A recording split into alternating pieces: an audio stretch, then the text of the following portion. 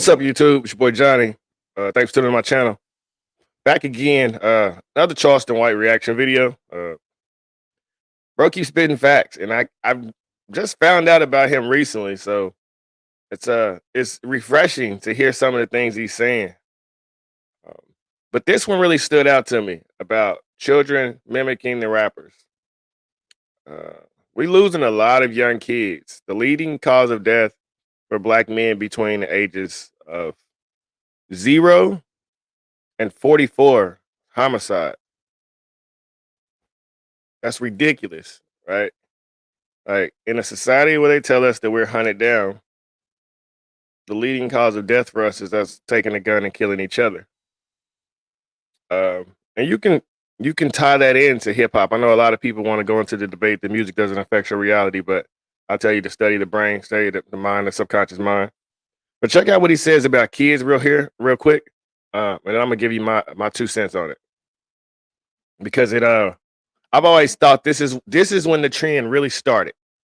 So I got with the children mimicking the rappers, because what I noticed is, like, with the drill music, not just Chicago, but the world now, people watch somebody like Chief Keef, and now it's a million other kids trying to do exactly what he do, and they all die. Then somebody else get a record deal, and they see, oh, well, he made it. So it look. Yeah. I like Chief Keef. I thought the I don't like was the start of this trend. I remember I was real young, early 20s, had a blue Cadillac CTS from rims, and I don't like was slapping in it. I remember Rick Ross did a remix to it. I remember Wayne covered it on his mixtape. What Wayne mixtape was that? Wayne did I don't like. Yeah, but I think it was a remix with Kanye. So yeah, that song slapped. And so the beat was so dope and the track was so dope that we never took time to look back. And I was in my 20s. So while I was grooving to the song, that's that I don't like, bang bang. I didn't realize that like a 10-year-old kid was watching that video like, oh, I want to be like that when I grow up. That was my ignorance. The same way I was looking at Lil Wayne and looking at Nelly, watching the tip drill video and seeing 2-3 girls in the tub twerk, and I was like, I want to be the dude with all those girls. I didn't realize the young kids was looking at Chief Keef saying, I want to be the shooter. I want to be him. That's the trend we started. We really got to pay it. We set our own generations up for failure by the imagery we put in their face unconsciously. It's an illusion that it's the way, and it is a possible way, but it's way more people dying and going to jail and not making it. But they seeing the success, and it's everybody chasing that shit. And you see the results. Like Confucius said, he who controls images controls minds. So, all right, what y'all know about Confucius? That's some stoic quotes. Reading is powerful, knowledge is powerful, and this is something we need this because everything that we see in front of us is someone else's idea. So they're controlling our imagery, controlling the way we act, controlling the way we think. So they know the outcome of what will come from our situation. Will there be anomalies every now and then? But that's given with any situation. The image controls the mind. Like you say, they see Chief Keef, nigga, that image. They see Lil Durk, nigga, he got the King Von chain with all the diamonds on it. Man, he got it's a nigga got a nigga in his crew that probably got a couple bodies on him and say, go get the homie. And we go rap about it. And while you rapping about it in the studio, the nigga producing the beat, nigga. So when you put the music out, you don't think about his mother, his father, his brother, his family, everybody else listening to the song, his friends. So it's like throwing a rock in the water, homie, and it splashes up. You see the splash, but you still got the waves. Vibrations. So that's what we're doing, and we're doing it without no heart, with no compassion, no empathy, no sympathy. These niggas, it's almost like the nigga will catch you and we ops and kill you right in front of your mother instead of giving you the pass the next time. What happened? Nah, nigga, we used to get passes, nigga. I ain't saying it, but people nigga kill you with your son. Yeah, your kids, something. I got a homeboy. was sitting at the gas station on 46 and Benton. Somebody pulled up and started shooting, and I want to say his son got hit like 4 times. Uh, that concept of just shooting anywhere is just is imagine if the police just shot anywhere, that the outcry from the cities, from the politicians. Like here recently, um, there was a police shooting, a guy named Malcolm Johnson, and the police walked into the gas station on 63rd with the guns in their hand. It went and the situation went left, and whatever. But the argument is that the police shouldn't have walked into the gas station with their guns drawn. The police shouldn't have walked into the gas station with their guns drawn, is what we're saying. That's like, all right, we'll handle that. But what about everyday civilians? I done been on the basketball court multiple times, and dudes done rolled by spraying the court, and we all had to get down. And not as an adult, but of course when I was a kid. And I'm talking about on 31st and Purcell, 40th and Wayne. Gone played in the projects at Parker Square, TB Watkins, Wayne Minor, all that stuff. So we don't protect our own community when it comes to these violent interactions. I know a lot of dudes who done got shot, like playing basketball 2-on-2, they beat somebody, and then you get shot for talking trash. And that's a reality too. Our young men, like I was watching it was a preview for The Wire the other day. And I was like, man, all of the stuff that they show on TV to black kids, that's appealing or whatever. All it shows is just you fighting with other black people. It shows you arguing with people or having drama with people in your school or your mama will beef with somebody. We need more shows like the Cosbys, My Wife and Kids, the Wayans brothers, the Jamie Foxx shows. All of our new black TV is all drama. And I don't know about y'all, but my life isn't filled with arguing all day. I don't deal with people that I have to argue with. If we can't have mature conversations and just be people without it potentially going into a fight and me pulling a gun on you, I don't need to be around you. And so as a community, we supposed to say, who done that? Leroy. Say, we go boot up and go get Leroy tonight. White boy ain't got to get him. It's a team of niggas go put on a white boy costume and come get him. This nigga go knock on his mama door and play like the police and come get him. Because he should have never killed Harry in front of his kids. It got to be some justice that come from us, homie. For our own people. So out this way, is it like still structure and shit like that within the streets? Because Chicago, they kind of like took all that away. Ain't no more structure, homie. Nigga wasn't no structure when I joined the gang. We had some OGs, but them nigga I joined the gang at 14. My OG was 17, 18. So he still lost the sauce down there himself. Yeah. So wasn't no daddies, wasn't no uncles. And then the niggas who was around was just around to fuck on the mama. The football coach fucked on the mama. The basketball coach fucked on the mama. So the young niggas don't want to hear nothing from the older niggas, homie. How accurate is that's man, if that ain't super accurate, like I said, the issue is the men that's around, man, they ain't G. They know they just trying to hit somebody's mama. I will always say I'm blessed because I grew up with my real dad. And my mama straight up said the reason she stayed with my dad is because she had 2 boys. And she knew wasn't no other man gonna give a damn about me and my brother the way our real daddy was. My little brother turned 18. A month later, my parents split up. Each got their own apartment. Never lived together again.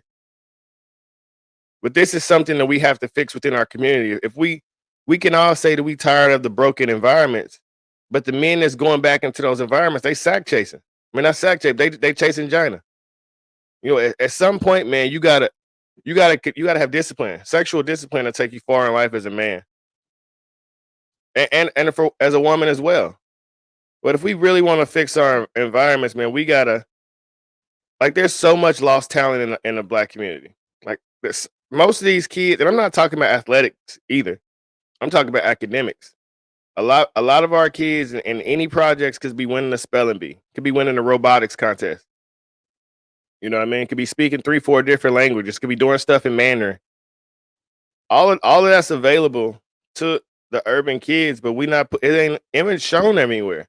All we've shown is negative stuff. And so, one of the things that I purposely try to do is I walk around in a tailored suit at least once a week. I leave the house in a suit and I go into an environment with young black kids because I want it to be normal in their brain that you see a person who looks like you, who talks like you, who can come to your environment, but they pants not sagging, they don't have gold teeth, they not wearing chains, they not cussing, they not blasting rap music.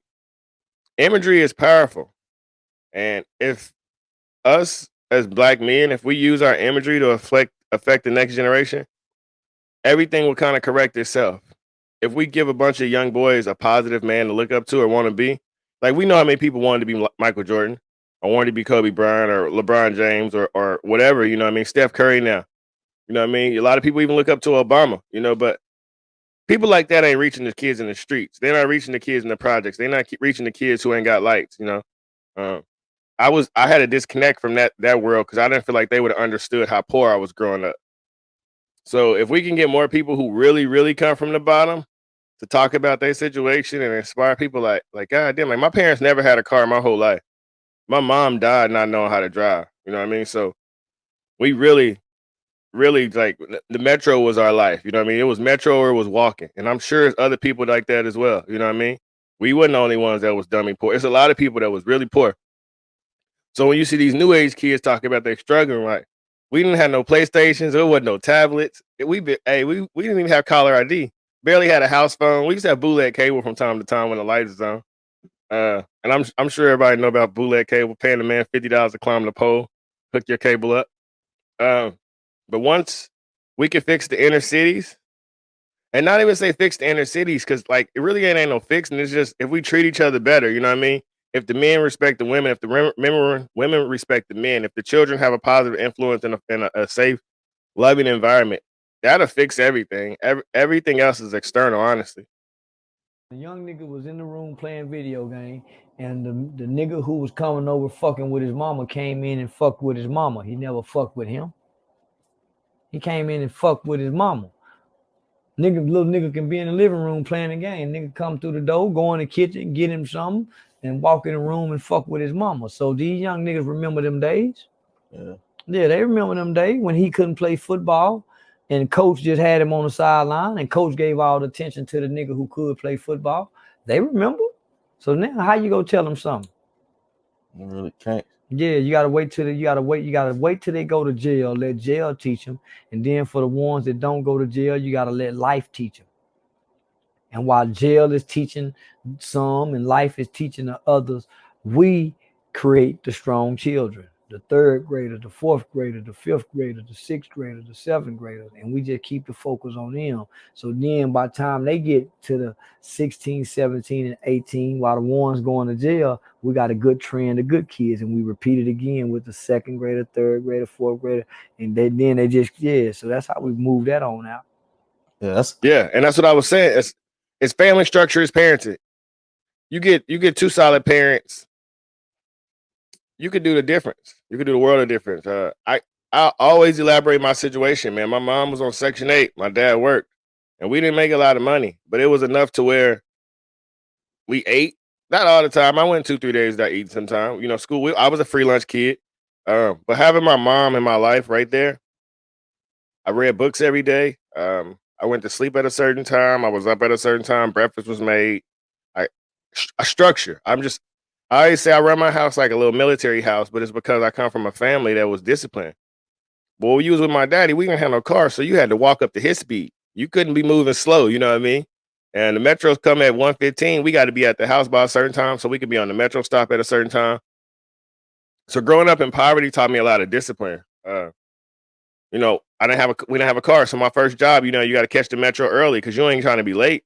I always say I would rather be 30 minutes early somewhere than to be 5 minutes late. Because optics is everything. And once you kill the way somebody look at you, you hurt yourself forever.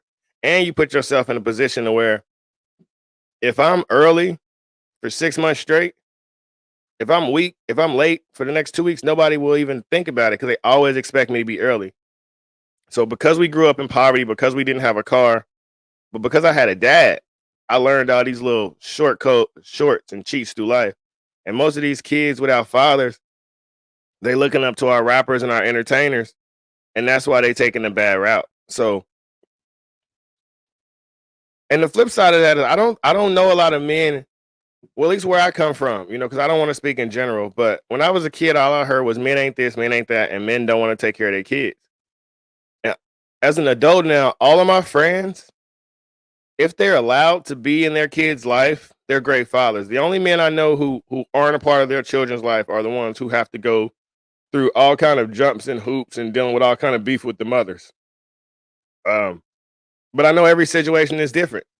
I know I watch a lot of Kevin Samuels in some of these shows. He'd be like, "What the hell is going on in the world?"